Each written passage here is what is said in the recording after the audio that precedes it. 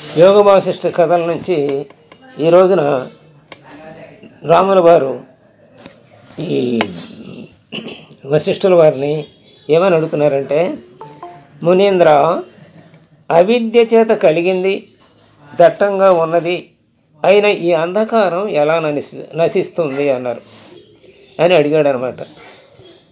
అవిద్య అంధకారం ఎలాంటిది? అవిద్య చేత. అవిద్య లాంటి అవిద్య అంధకారం.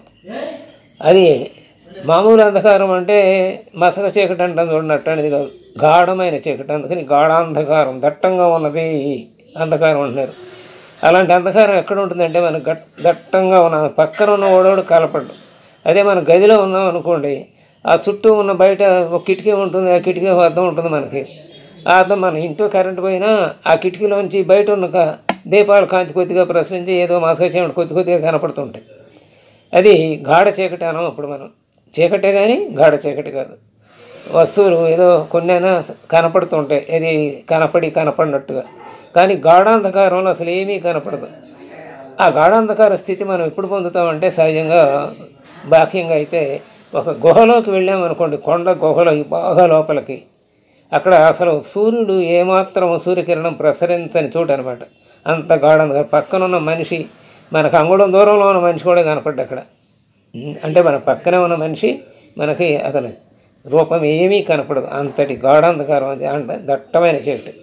అలాంటి ఆ దట్టమైన చీకటితోటి అంటే అంతగా అవిద్య ఉన్నవాడు అన్నమాట. కాబట్టి ఈ అవిద్య ఎలా పోతుంది అంటే, అంధకారంతో కూడినటువంటి దట్టమైన అంధకారంతో కూడినటువంటి అవిద్య, అజ్ఞానం ఎలా నశిస్తుంది అని అడిగాడు రాములు వారు. అప్పుడు రాముల వారితో అంటున్నారు ఆయన, వశిష్ఠుల వారు, ఓ రామ, సూర్యప్రకాశించే మంచు బిందువు వెంటనే నశించేటట్లు ఆత్మావలోకనం చేత అవిద్య కూడా నశిస్తుంది.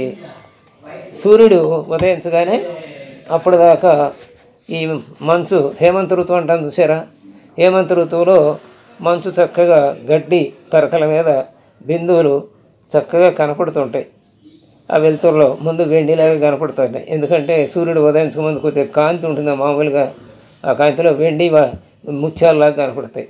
సూర్యుడు వచ్చిన తర్వాత వాటి మీద కాంతి ప్రసరించి బంగారపు గోళీల్లాగా కనపడే చిన్నవి బంగారపు ముత్యాల. ఆ తర్వాత అవి నెమ్మదిగా ఆవిరైపోతాయి.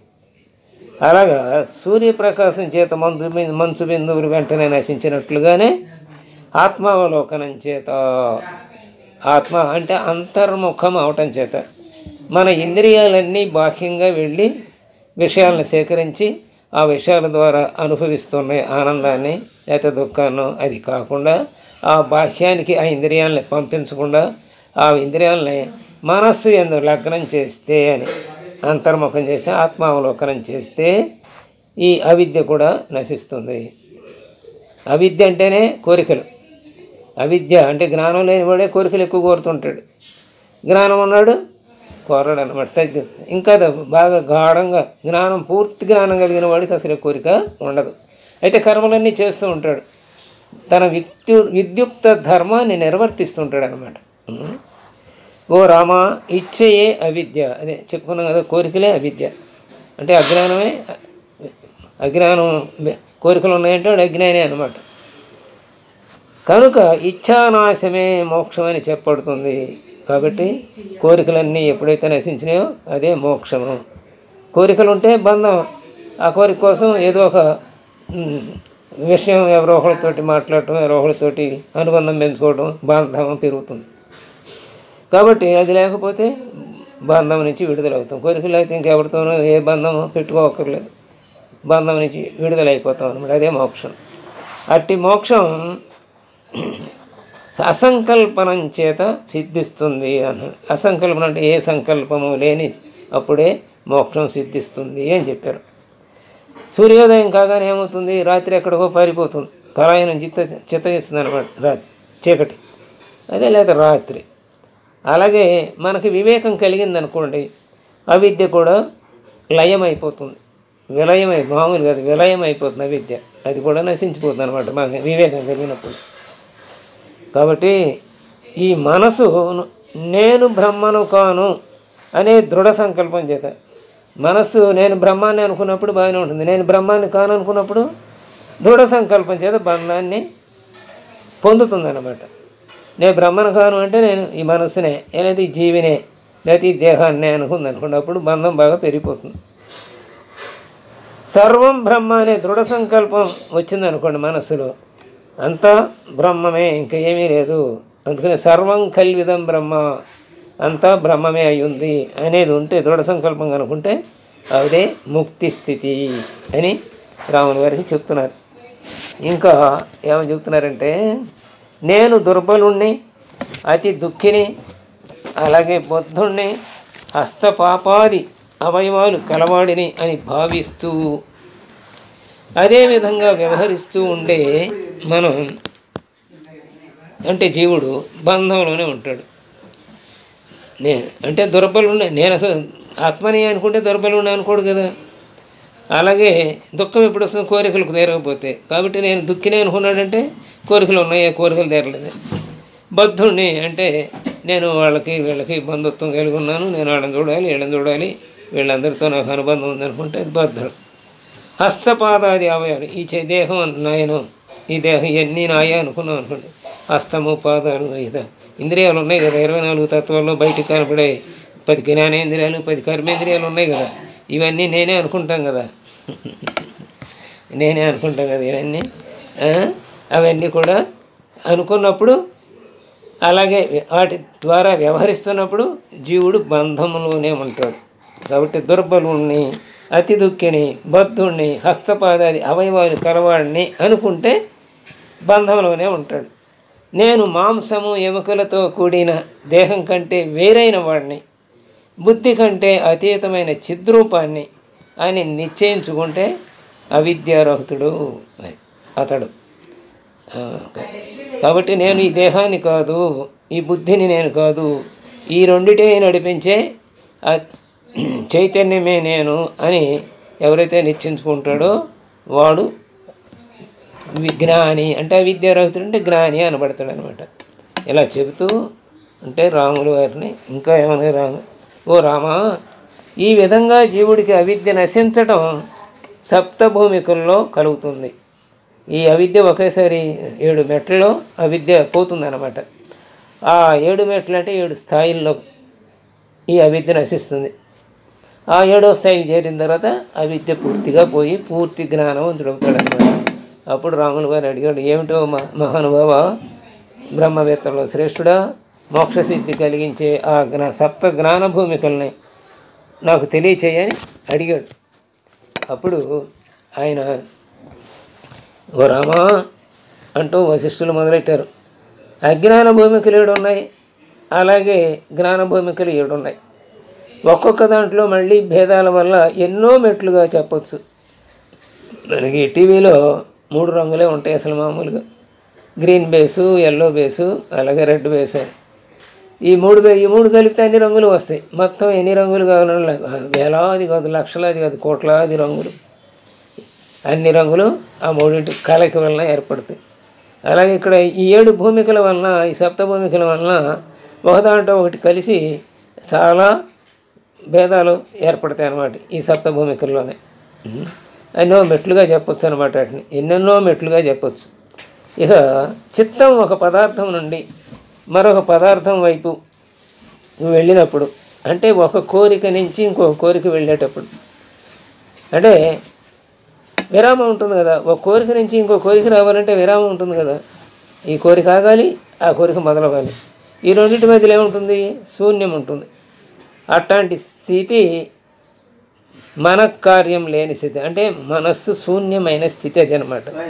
అంటే 2 కోరికల మధ్య విరామమే స్వరూపము అని చెప్పుకుంటున్నాం కదా మనం, అదే స్వస్వరూపము అని. అలాంటి స్వరూప స్థితి అనబడుతుంది అనమాట. ఇది చిత్తం ఒక పదార్థం నుండి ఇంకో పదార్థం వైపుకు మెరలేటప్పుడు మధ్యలో ఉన్నటి ఆ విరామ స్థితే స్వస్వరూప స్థితి. లేకపోతే 2 సంకల్పాల మధ్యలో ఉండే విరామమే స్వరూప స్థితి. అది అంటే అలాగే అంటే శూన్యం అన్నమాట. మరి శ్రీకృష్ణుల వారి చేతిలో ఎప్పుడు ఏముంటుంది? వేణువు ఉంటుంది. ఆయన వేణువుని ఎందుకు ఉంచుకుంటాడు? ఇంకా దేన్ని ఎందుకు ఉంచుకోడు? అంటే శూన్యంగా ఉంటుంది కాబట్టి. శూన్యం అంటే మనస్సు శూన్యమైతే మన మనస్సులో కూడా ఎప్పుడు ఆయనే ఉంటాడు. ఆయన ఈ మనస్సుని అట్ట పట్టుకుంటాడు అనమాట, వేణువుని పట్టుకున్నట్టుగా. కోరికలు లేని మనస్సుని భగవంతుడు చక్కగా స్వీకరిస్తాడు. అంటే భగవంతుడు అందులో ఉండటానికి స్థానం ఏర్పడుతుంది అనమాట. మలినమైన బట్టలను మనం ఎట్లా కట్టుకోమో, ఎలా దూరంగా ఉంచుతామో, అలాగే మలినమైనటువంటి మనస్సుని దూరంగా ఉంచుతాడు పరమాత్మ, లేకపోతే శ్రీకృష్ణుడు. అందుకనే కృష్ణుడు శూన్యమైనటువంటి, అందులో కణుపులు ఉంటాయి వేణువులో, ఆ కణుపులన్నింటినీ తీసేస్తారు రకరకాల పద్ధతుల్లో, కాల్చో ఇంకో రకంగా అప్పుడు అది శూన్యమవుతుంది. అప్పుడు ఊదటానికి సప్త స్వరాలను వినిపించడానికి చక్కగా ఉంటుందన్నమాట. అలాంటి శూన్య స్థితి అన్నమాట మనస్థితి కూడా. అట్ట అయినప్పుడు ఏ వికారాలు లేక కామక్రోధ లోభ మోహ మదమత్సరాలు ఏమీ లేనప్పుడు అప్పుడు అది శూన్యమైన స్థితి అంటాం మనం, హరిషడ్ వర్గాలు లేని స్థితి. అలా ఎప్పుడైతే ఉందో దాన్ని స్వరూప స్థితి, స్వస్వరూప స్థితి అంటారు.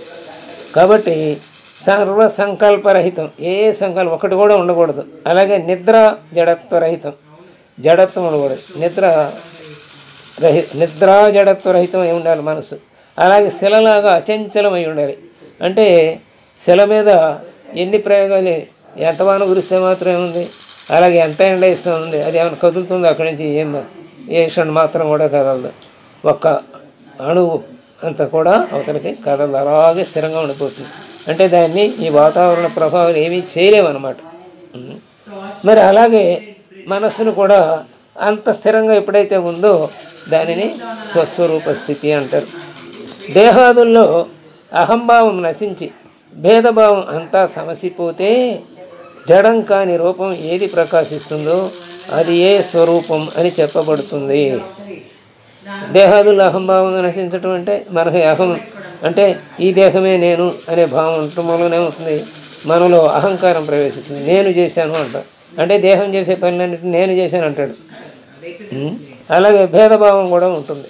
అప్పుడు ఈ దేహానికి సంబంధించి కొంతమంది ఆత్మబంధువులు ఉంటారు, కొంతమంది రక్త బంధువులు ఉంటారు, కొంతమంది స్నేహితులు ఉంటారు, కొంతమంది విరోధులు ఉంటారు కదా, అంటే భేదభావం. అలాగే ఈ భేదభావం అహంభావం రెండూ నశిస్తే ఈ దేహంలో జడం కాని రూపం, అప్పుడు మిగిలింది ఏ రూపం ఉంటుంది, ఆ రూపమే స్వస్వరూపం అని చెప్పబడుతుంది. అంటే మహారుషులు వీళ్ళందరూ ఆ స్థితిలో దేహంతోనే ఉంటారు, కానీ అందరినీ సమానంగానే చూస్తారు. వాళ్ళకి శత్రువు లేదు, మిత్రుడు లేదు, అట్లాగే సుఖము లేదు, దుఃఖము లేదు, అట్లాగే శీతము లేదు, ఉష్ణము లేదు. అందుకనే హిమాలయాల్లో మనం చూస్తూ ఉంటాం కొంతమంది 50 డిగ్రీల -డిగ్రీల శీతలంలో కూడా అలాగే గోచిగుడ్డ ఒక్కటే ఉండి అలా ప్రయాణం చేస్తూ ఉన్న వాళ్ళని అప్పుడప్పుడు మనం టీవీల్లో చూస్తూ ఉంటాం. ఇదివరకైతే మనకు తెలియదు నిజమా ఇదంతా అబద్ధమేమో అనిపించేట్టుగా ఉంటుంది, తెలియదు కాబట్టి, చూడలేదు కాబట్టి. ఇప్పుడు అలాంటి వాళ్ళని చూస్తున్నాం కాబట్టి, అంటే శీతోష్ణాలకు వాళ్ళు అతీతంగా ఉన్నారు. అంటే వాళ్ళు దేహం కంటే అతీతంగా ఉంది వాళ్ళ చైతన్య స్థితి. మనది చైతన్య స్థితి అంతా కూడా దేహంతో కూడి ఉంది మన చైతన్య స్థితి. అలా ఎవరైతే ఉన్నారో అహంభావం నశించి భేదభావం కూడా పోస్తే అలాంటి స్థితిలో ఉన్న వాళ్ళు వాళ్ళ స్థితి ఏదైతే ఉందో అదే స్వస్వరూప స్థితి, అంటే ఆత్మస్థితి. ఆత్మస్థితి అంటే సచ్చిత్ ఆనందము, ఎల్లప్పుడూ ఆ 3 లక్షణాలు కలిగి ఉన్నాడు. ఆ ఋషులు ఎల్లప్పుడూ కూడా ఆ 3 లక్షణాలని కలిగి ఉంటారు అన్నమాట. అది అని చెబుతూ అజ్ఞాన భూమికల గురించి చెప్పమన్నారు కదా. ఆ అజ్ఞాన భూమికల గురించి, సప్త జ్ఞాన భూమికలు, సప్త అజ్ఞాన భూమికల గురించి రేపు తెలుసుకుందాం. స్వస్తి.